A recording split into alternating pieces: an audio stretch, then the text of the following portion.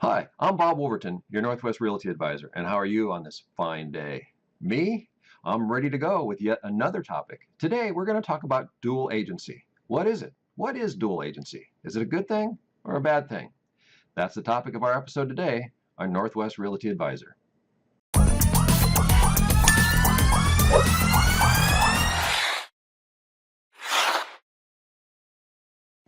One of the things that I hear on a regular basis is when I mention the term dual agency, anybody that works outside the real estate industry doesn't really understand what dual agency is. And maybe by the title of this video, you thought the exact same thing. And even if you know what it is it a good thing or a bad thing? Should you involve yourself in dual agency as a client of a real estate agent?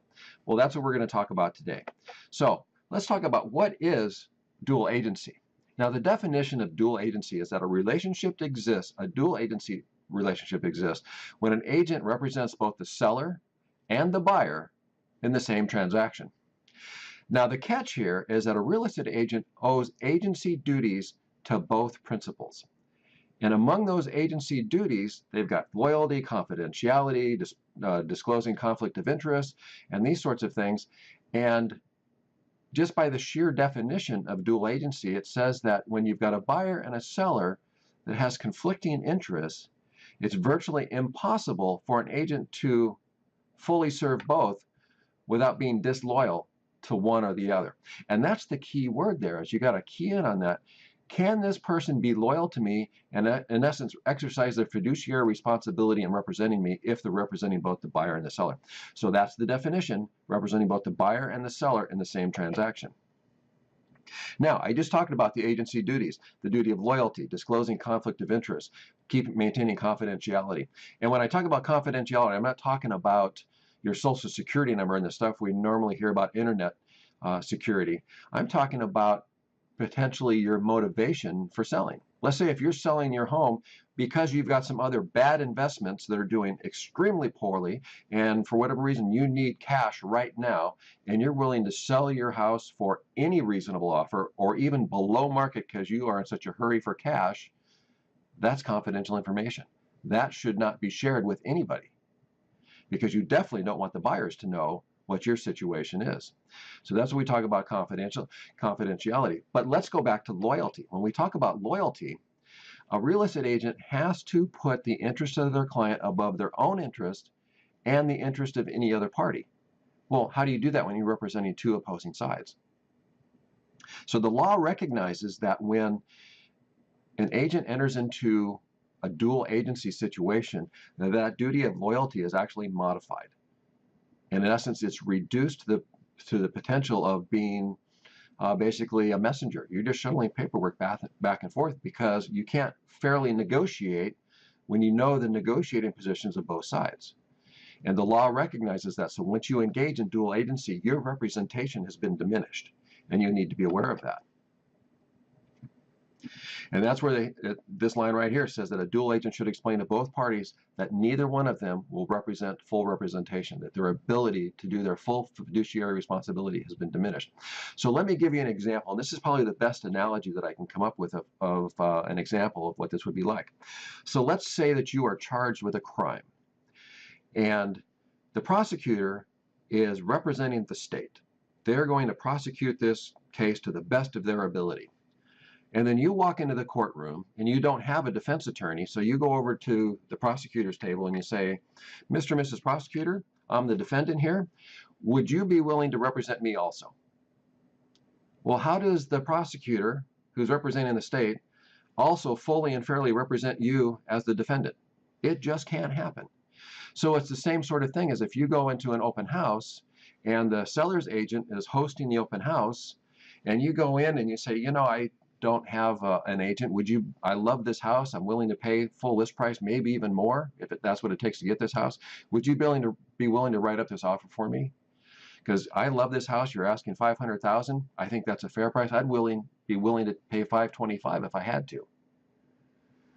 Now, if that agent is representing the seller, how can they fairly represent you, just like the prosecutor and the defense attorney? The other question that you need to ask is when you go into an open house and you start talking to the agent that's hosting it, you need to ask them, who do you represent?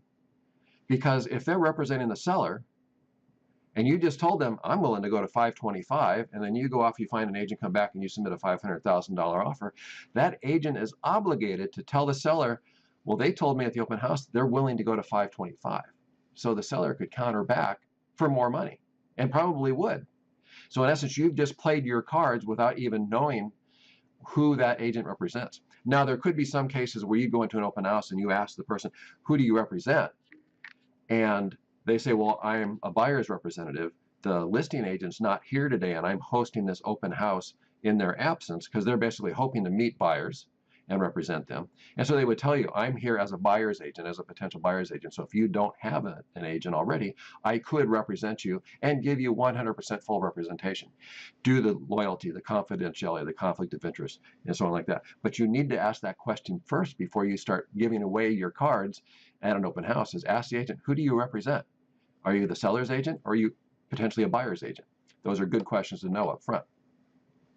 Now, if we go back to the dual agency scenario, let's look at this situation. So you've got an agent who has now contracted with both the seller and the buyer. He's representing both. And he knows that he's got a seller that says, I am in a hurry to sell this place, and I will accept any reasonable offer. And at the same time, they've got a buyer that says, I love this house. I'm willing to pay full price and potentially more if I need to get this house. Can that agent tell the seller that, oh, this buyer is willing to pay more? No, he can't tell him that. Can he tell the buyer that the seller is willing to take less? No, he can't tell them that either. So in essence, he's just become a messenger flipping paperwork back and forth. And that's where I say you get diminished capacity if you enter into a dual agency, because a person can't do it fairly. Personally, I try to avoid dual agency at all cost.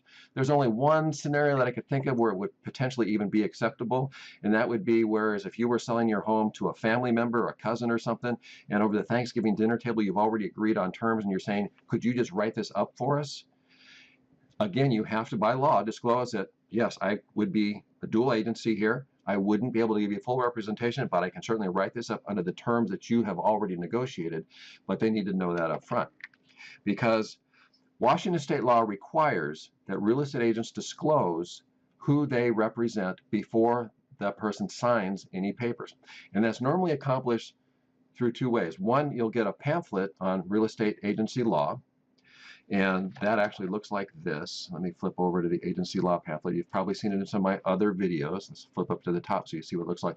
The Law of Real Estate Agency. This is a 7-page brochure that goes through all the definitions, and it goes through all the roles of what a agent for a buyer, what his responsibilities are, the duties for a buyer's or a seller's agent, and then it also gets down to the duties of a dual agent. So all of this is explained in here under Washington state law. Now, normally in a purchase and sale agreement, which is this form here, the Form 21, residential real estate purchase and sale agreement, we go down to line 15. It's normally disclosed right here. The selling broker represents checkmark, the buyer, and the listing broker represents checkmark, the seller. You can see there are other options in this form, but this is the best case scenario, that you are getting full representation for your interest in this transaction. Now, there are some transactions that may not necessarily be residential, so wouldn't use this particular form. And if there's no other form in the transaction that delineates this agency disclosure, then there's a Form 42 that does that exact same thing, where it says right here, Washington state law requires real estate brokers to disclose to all parties to whom the broker renders real estate brokerage services, whether the broker represents the seller or the buyer or both or neither. And then this form would accomplish that if there's no other form in the transaction that does that. But most commonly you see it right here in the Form 21, Section 15, and it's disclosed right there. And then prior to signing this document, you've identified who that agent represents, and you've received your pamphlet on agency law in Washington state. So that's it. That's a quick overview of what dual agency is all about. Personally, I try to avoid it at all costs. And this is where, when you go into an open house, you ask an agent, who do you represent? And they say, I represent the seller. Say, well, I'm interested in writing an offer on this house. Is there somebody that you could refer me to, somebody that you respect that could do a good deal? They could do that, or any other way that you find an agent, which is generally through referrals, friends that have already bought property. But don't go in and start sharing your negotiating position without knowing who the agent represents, because you could fall into a dual agency situation, or you could fall into a situation where you're just telling your side of the story that's going to adversely impact your negotiation position. So that's it for today's episode. I hope I've explained what dual agency is and why you want to avoid it, and why I, as an agent, also want to avoid it. I hope you found value in this video. We do a new video every week. If you like what you've seen, please click that subscribe button. That's all that I ask. Obviously, this is a brief overview. This topic also deserves more detailed conversation. If you'd like to have that detailed conversation, I'm in the greater Seattle area. I'd love to meet you for a cup of coffee and we could get into that conversation. I'm Bob Woolverton, your Northwest Realty Advisor. Thank you for your time.